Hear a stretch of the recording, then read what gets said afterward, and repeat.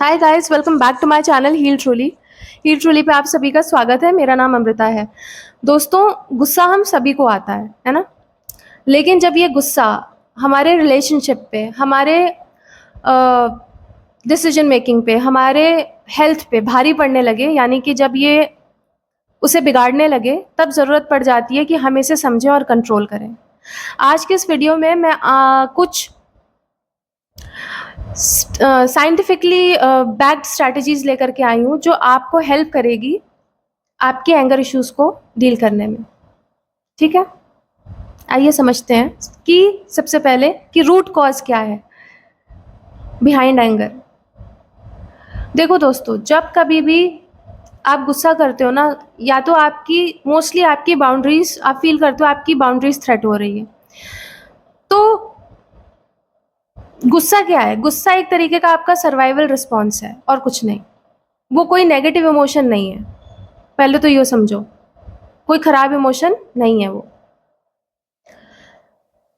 तो जब आपकी बाउंड्रीज थ्रेट होती है ना, तो आपका जो ब्रेन होता है उसमें जो अमिगडाला होता है ना, वो एड्रेनालाइन रिलीज करता है।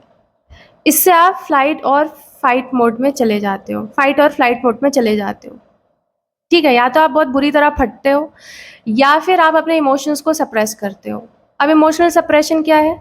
जब भी आप अपने इमोशंस को, जैसे कि गिल्ट हो गया, रिजेक्शन हो गया, या कह लो इग्नोरेंस हो गई, जब ये सारे इमोशंस ना आप एक्सप्रेस नहीं कर पाते हो तो या करते हो, तो क्या होता है? ये सब गुस्सा बन के बाहर निकलती है ना। सिर्फ यही नहीं, आपके कोई भी अनरिजॉल्व्ड ट्रॉमा हो गया, आपका कोई चाइल्डहुड इनवैलिडेशन हो गया, ये सारी चीज़ जब मीट नहीं होती है ना, तब क्या होता है कि ये सब गुस्सा बन के बाहर निकलते हैं। तो ये सारे इसके पीछे के, गुस्सा आने के पीछे ये सारे रूट कॉजेज हैं।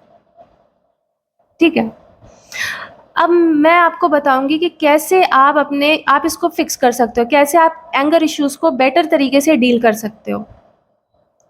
ठीक है दोस्तों, देखो, जब तक आप अपने बिहेवियर को चेंज नहीं करोगे ना, तब तक कोई भी जर्नल, कोई भी माइंडफुलनेस आपको लॉन्ग टर्म सर्व नहीं करेगी। ठीक है, तो आप क्या कर सकते हो? सबसे पहले मैं आपको बताऊंगी कि क्यों behavioral changes plays a very important role in fixing anger issues.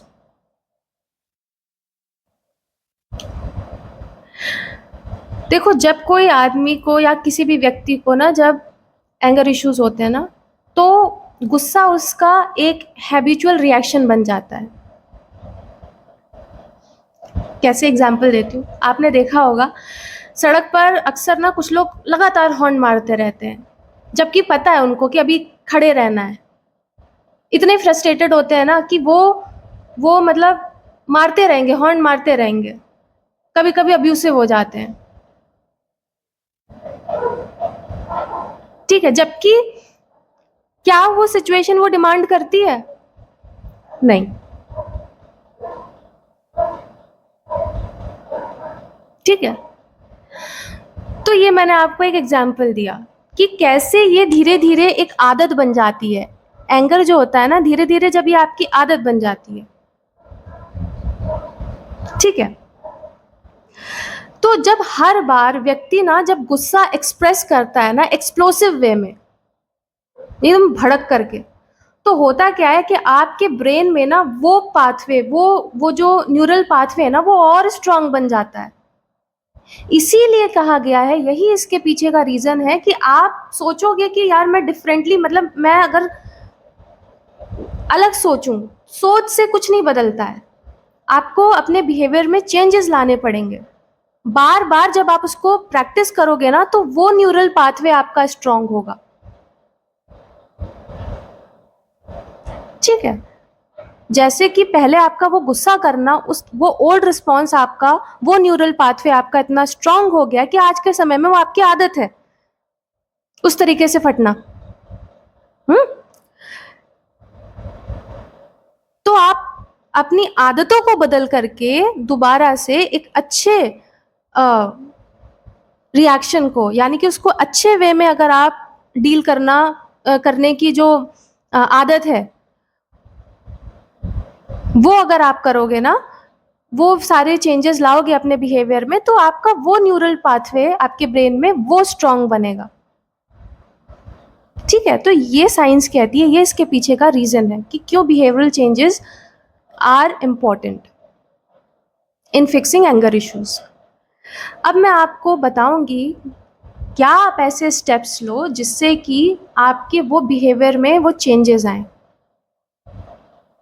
ठीक है, सबसे पहले मैं आपको बताना चाहूंगी कि बिहेवियरल चेन जर्नल ये क्या है। बिहेवियरल चेन जर्नल, देखो दोस्तों, क्या होता है ना कि हमारा जो गुस्सा है वो क्या है, एक रिएक्शन है। रिएक्शन है जिसके पीछे क्या है, वो रिएक्शन के पीछे है trigger, feelings, trigger, thought, feelings and action. इसकी पूरी चेन होती है उस रिएक्शन के पीछे।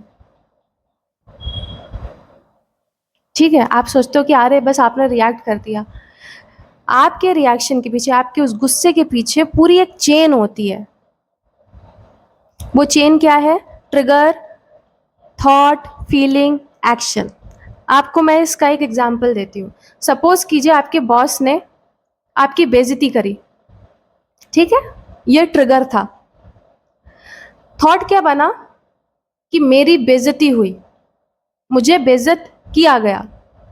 ठीक, फीलिंग क्या आई, हर्ट, आपको बुरा लगा, हर्ट एंड रेज, रेज की भावना। क्यों भाई, क्योंकि वो आपका वो अथॉरिटी फिगर है, उसको आप तो बोल नहीं सकते।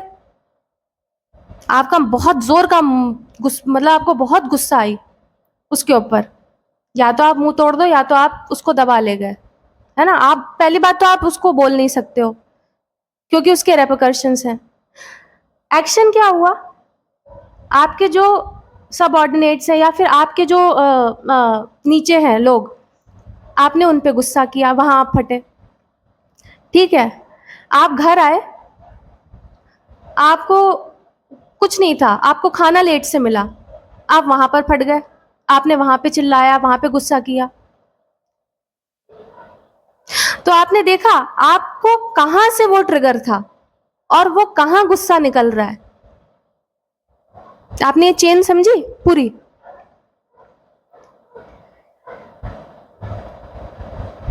ये बताने का मतलब ये था कि आप एक तरीके का जर्नल बनाएं जिसमें आप अपने ट्रिगर को लिखें।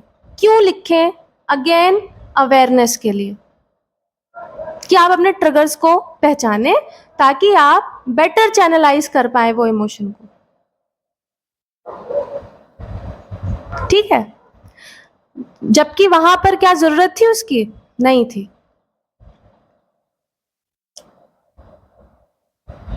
ठीक है, ये मैंने आपको एक पूरी चेन बताई, आई होप आपको समझ में आई होगी। दूसरी चीज समझते हैं, जस्ट वेट। ठीक है, तो हमने समझ लिया बिहेवियर चेन एनालिसिस। ओके, अब हम क्या समझेंगे, दूसरा जो टूल है वो है कि रिप्लेस एक्सप्लोसिव स्टेटमेंट्स विद कामर वन। मतलब कि जहाँ पे आप बहुत ही चिल्लाते हुए रिएक्ट करते हो ना, यानी कि जो आपका ओल्ड रिएक्शन है, वहाँ पर आप ऐसे सेंटेंसेस यूज करो जो कि काम हो, मतलब जो आपकी आपके बात को भी समझा दे। ठीक है, आपका गुस्सा भी जिससे दिख जाए, है ना, और वो इतना इतना ड्रामेटिक भी ना हो। ठीक है, कहने का मतलब ये है, आपको एक एग्जांपल बताती हूँ मैं, आप इससे थोड़ा सा बेटर समझोगे। जैसे कि मैं अपना एग्जांपल अपने थ्रू आपको बताती हूँ। ठीक है, मुझे समझो, जैसे मेरी आदत है नहीं, बता रही हूँ। ठीक है, कि जैसे चिल्लाने की आदत है, ले लो। ठीक है, मैं जैसे हर बात पे मुझे गुस्सा आता है तो मैं चिल्ला देती हूँ किसी पे भी। ठीक है, मैं सपोज करो मैंने कोई चीज़ कहीं पे रख दी जो कि वहाँ रखनी नहीं थी, है ना, और ये मैं अक्सर करती हूँ। ठीक है, तो जो मेरी मदर हैं, वो मैंने कुछ ऐसा किया, फिर मेरी एक बहुत इंपॉर्टेंट मीटिंग है, जिसके लिए मैं बैठी हुई हूँ, ऑल ऑफ सडन मेरी मदर आकर के मुझ पे उसी चीज़ के लिए मुझे बोलती हैं, जिससे मेरे को गुस्सा आता है। क्यों? क्योंकि ये जो सेटिंग है ये मेरे लिए बहुत इंपॉर्टेंट है, जहाँ पे अभी मैं बैठी हूँ, ठीक है। तो अभी मैंने क्या किया, या तो अगर मेरी चिल्लाने की आदत थी तो मैं भड़कूंगी, ये मेरा रिएक्शन था जो पहले से मैं सीखते हुए आ रही हूँ या करते हुए आ रही हूँ, ठीक है। अब मैं इसे बदलूंगी कैसे? जस्ट 6 सेकेंड का पॉज, ठीक है। गोलमैन की जो थ्योरी है, उन्होंने ये बताया था कि आप 6 सेकेंड का पॉज लो, ठीक है। उससे क्या होता है, आपका लॉजिकल ब्रेन कंट्रोल ले लेता है 6 सेकेंड बाद, ले सकता है बेसिकली। तो आप सोचने में, लॉजिकली सोचने में आप केपेबल होते हो, ठीक है, आप ऐसे फूटते नहीं हो। तो होगा क्या कि मैंने क्या किया, मैंने उस चीज़ को प्रोसेस किया कि भाई इधर में इस सिचुएशन में जो कि मेरे लिए इम्पोर्टेंट है, और वो सिचुएशन जो मैं अभी हुई है या उस व्यक्ति के लिए, ठीक है, इन दोनों का कोई लिंक नहीं है। इनका लिंक सिर्फ इतना है कि मैं इसमें कॉमन हूं, ठीक है।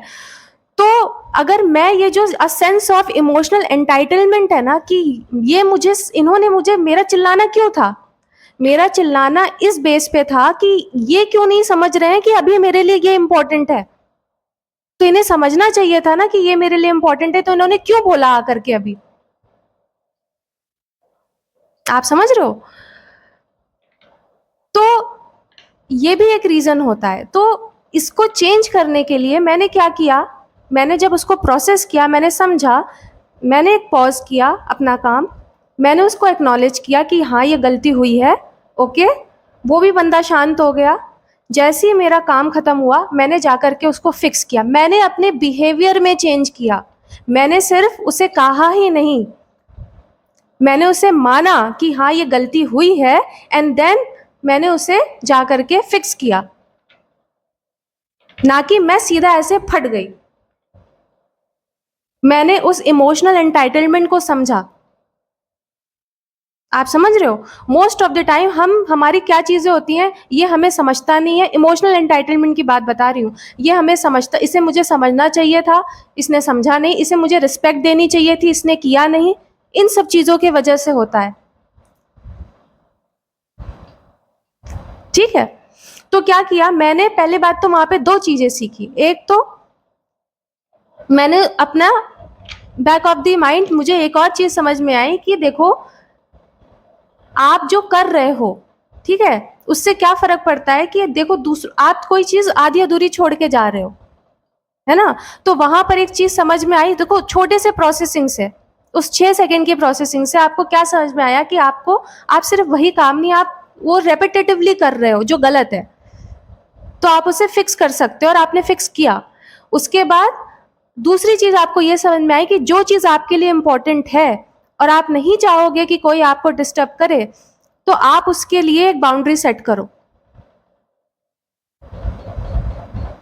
ताकि आप दूसरों पे इतने गंदी तरीके से ना भड़को, और दूसरों से एक्सपेक्ट मत करो कि वो आपको समझेंगे, जबकि दोनों ही सिचुएशन बहुत डिफरेंट थी। वो कहीं और से आ रहे थे, आप कहीं और बैठे थे, आपकी सिचुएशन कुछ और है, ठीक है। तो अपने ओल्ड रिस्पॉन्सेस को समझो कि कहाँ आप पहले चिल्लाते थे और कहाँ अभी आप उसको फिक्स कर सकते हो। उसको आपको कुछ सप्रेस करने की जरूरत नहीं है, लेकिन मीडियम बदल लो। जहां पे आप चिल्ला रहे थे वहां आप उसको काम वे में बोल सकते हो, ठीक है। पहली चीज। दूसरा टूल मैंने आपको बताया।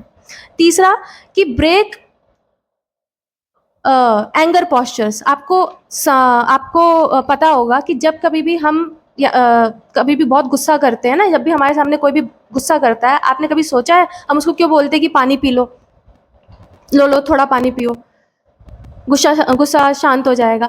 क्यों बोलते हैं? उसके पीछे का रीज़न आपको पता है क्या है? हमारी जब बॉडी ना, जब हम गुस्सा करते हैं ना, बॉडी का भी एक पॉस्चर होता है गुस्सा करने का। हमारी फिस्ट एकदम ऐसी हो जाती है, हमारी जॉज टाइट हो जाती है, चेस्ट हीट होने मतलब उसमें हीट फील होने लगती है ना। उस बॉडी को शिफ्ट करने के लिए हम ये काम करते हैं, ठीक है। हम पैर धो दे, मतलब हाथ पैर धो लेते हैं, है ना।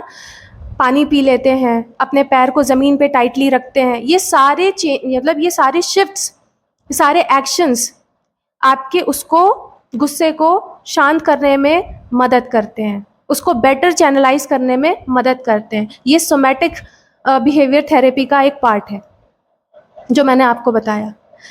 ये हो गया आपका थर्ड।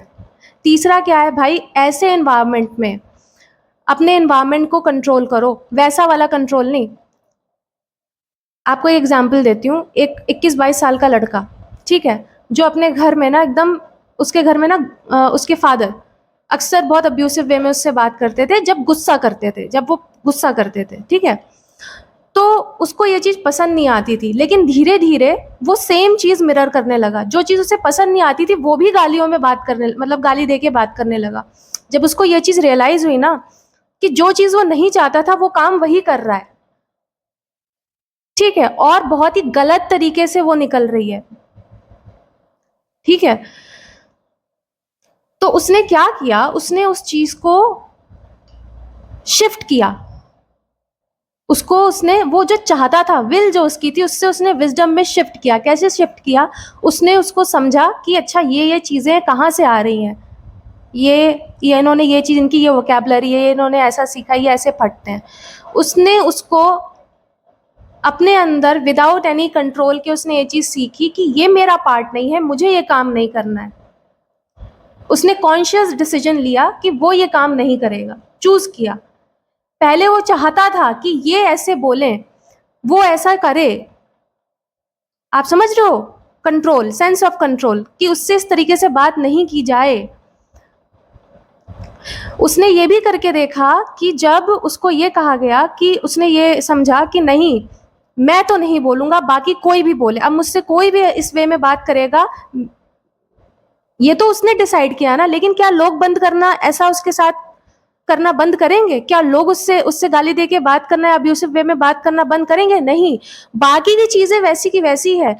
जस्ट बिकॉज आपने चीजें सोची कि आप बदलोगे डजंट मीन कि दूसरे आपके लिए बदलेंगे। तो जब उसने इस चीज को समझा और उसने इसको, इस गैप को समझा कि मेरा कंट्रोल नहीं है उनके ऊपर, मेरा कंट्रोल खुद पे है, उस दिन से उसने अपने आप में, और उसने बदला अपने आप को। वो अब नहीं, उसने समझ लिया, उसको वो विजडम आ गई कि नहीं भाई, मैं क्यों खराब हो रहा हूं एक्सपेक्ट करते करते कि कोई, ये मुझसे, मेरे फादर हैं भाई, ये फादर फिगर है, ये मतलब फादर है मेरे, ये क्यों इस तरीके से बात करते हैं, ठीक है। तो ये मैंने आपको एक एग्जाम्पल दिया, आई होप आपको समझ में आया होगा। उसके बाद तो इन्वायरमेंट पे वो करो। रोल प्ले भी एक चीज़ होती है जिसमें आप क्या करते हो कि जैसे कि आपके पार्टनर ने, सपोज करो कि रोल प्ले थेरेपी भी हम बोलते हैं इसे, जिससे आपके पार्टनर ने मान लो कि बात करी कि आपको सपोज करो टॉन्ट मारा या टॉन्ट मारते हो, आप क्या करते हो, तुरंत यू स्नैप्ड, यू नो, आप तुरंत उस पर चिड़चिड़ा जाते हो, ठीक है, तुरंत उसका जवाब देते हो, और वो भी गंदी तरीके से देते हो, और बात और बिगड़ जाती है। तो उसमें आप क्या कर सकते हो, फिर आप ये कर सकते हो कि अब आप अपनी उसी चीज़ को आप बहुत ही आराम से आप बोल सकते हो कि ऐसी ऐसी चीज़ें हैं, ये खराब है, ये बुरी लगी, ठीक है, और अपनी बाउंड्री सेट कर सकते हो कि भाई इस चीज़ से मुझे बुरा लगता है, ऐसा है, ना कि फटने से, क्योंकि वो आगे की भी चीज़ें आपकी खराब करेगा, ठीक है। तो ये हमने समझा रोल प्ले। रोल प्ले में ये समझते कि अगर मैं दूसरे की जगह होता, तो दूसरा अगर इस तरीके से बोल रहा है तो वो क्यों बोल रहा है, उस समझ को लेकर के हम चीज़ों को सेट करते हैं, ठीक है, समझते हैं उसे बेसिकली। ये हमें मदद करती है। तो ये सारे कुछ टूल्स थे। और अपनी आइडेंटिटी बनाना, देखो भाई, न्यू आइडेंटिटी बनाना। कुछ लोग ऐसे होते हैं जो बोलते हैं, मैं हर वीडियो में बोलती हूँ, ये लाइन को अंडर एस्टिमेट नहीं करना कि मैं तो ऐसा ही हूँ, मैं तो ऐसी ही हूँ। भाई ये चीज़, दुनिया ना आपको 4 बातें सुना के आगे बढ़ जाएगी, लेकिन मैं ऐसा ही हूँ, मैं ऐसी ही हूँ, ये आप ही के लिए खराब होगा। आप ही अपने लिए गड्ढा खोदोगे। तो जहाँ बदलना है, जहाँ ज़रूरत है, वहाँ बदलो, ठीक है। तो अपनी नई आइडेंटिटी क्रिएट करो। मैं बहुत गुस्सा करता हूँ, ये छोड़ो, अब मैं अपने गुस्से पे काबू पा रहा हूँ, ये सारे एक्शंस लेकर के। ठीक है, तो अपनी आइडेंटिटी, नई आइडेंटिटी क्रिएट करो। वैसे स्टेटमेंट्स अपने लिए मत यूज करो, वो तब नहीं यूज करोगे जब कुछ करोगे। ठीक है, बाकी और क्या रह गया है? एक और चीज रह गई है बताना आपको। आई गेस सारी हो गई है ना? तो ये सारी चीजें थी कि जिसमें मैंने आपको बताया कि इन सब के थ्रू आप स्टेप ले सकते हो। ठीक है, तो आई होप आज का जो सेशन है वो आप लोगों को अच्छा लगा होगा, है ना? थोड़ा बहुत आपको कुछ समझ में आया होगा कि कैसे आप अपने एंगर इश्यूज को डील कर सकते हो। और अगर ये वीडियो आपको पसंद आई हो तो प्लीज़ इसको लाइक और सब्सक्राइब ज़रूर करना और कमेंट ज़रूर करना। तब तक के लिए टेक केयर, बाय बाय।